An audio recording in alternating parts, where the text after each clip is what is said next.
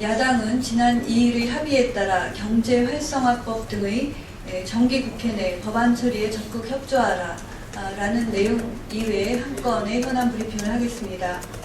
19대 국회 마지막 정기국회 종료일 9일이 2일 앞으로 다가왔습니다. 여야는 지난 2일 합의문을 통해 기업활력 제고를 위한 특별법, 서비스산업발전기본법 등 경제활성화법과 테러방지법, 북한인권법 등 정기국회 내 여야 합의 처리하기로 약속한 바가 있습니다. 그런데 정기국회 종료를 앞두고 안건 처리를 위해 예정된 본회의는 내일과 모레, 즉 8일과 9일 이틀뿐입니다.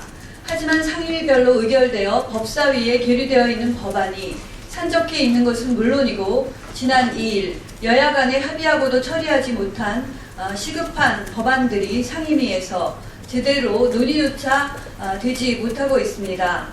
이는 새정치민주연합이 합의문에 담긴 약속을 이행하기 위한 상임위 일정과 상임위에서의 적극적 논의를 미루거나 법안에 대해 이전의 주장만 반복하는 데 있습니다.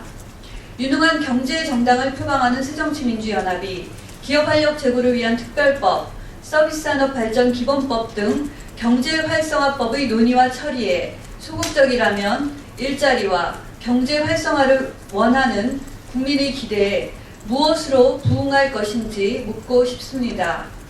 또한 장외 집회까지 참석하며 민주주의를 외치는 새정치민주연합이 테러방지법과 북한인권법의 논의에 소극적이라면 새정치민주연합이 과연 테러와 폭력을 이 땅에서 추방할 의지가 있는지, 그리고 우리 동포에 대한 인권의식이 과연 있는지 국민의 의심을 받게 될 것은 자명한 일입니다. 다음은 노동개혁 5법 지난 2일 합의대로 즉시 논의를 시작하라라는 내용입니다. 양당은 지난 2월 합의에서 노동개혁 관련 법안을 임시국회에서 합의 처리하기로 약속한 바 있습니다.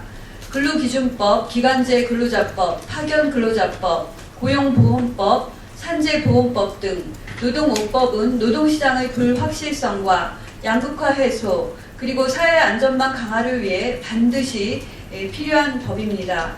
특히 파견 근로자법은 55세 이상 중장년층의 일자리 확보와 주조, 금형, 용접산업 등 일명 뿌리산업의 기반산업 육성을 위해 반드시 필요한 법입니다.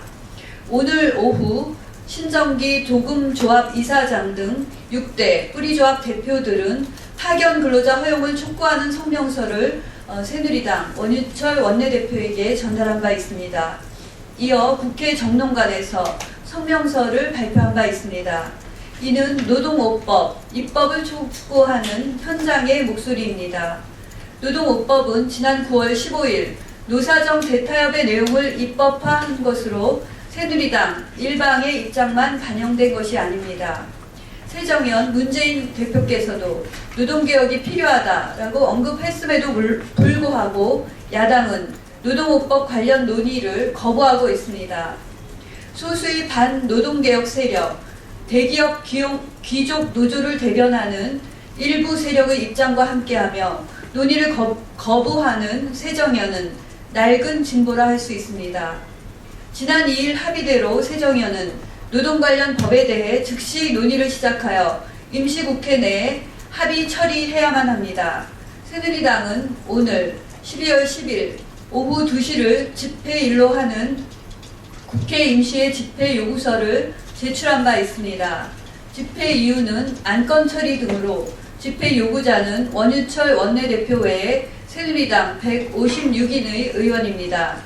12월 10일부터 임시회가 시작된다면 무엇보다 조속히 합의 처리해야 할 것은 노동 관련 법임은 자명한 일입니다. 더 이상 머뭇거릴 시간이 없습니다. 국민과 국가를 위한 상생국회가 되기 위해선 야당은 지난 2일의 여야 간 합의 정신을 존중하고 합의 내용을 이행해야만 할 것입니다.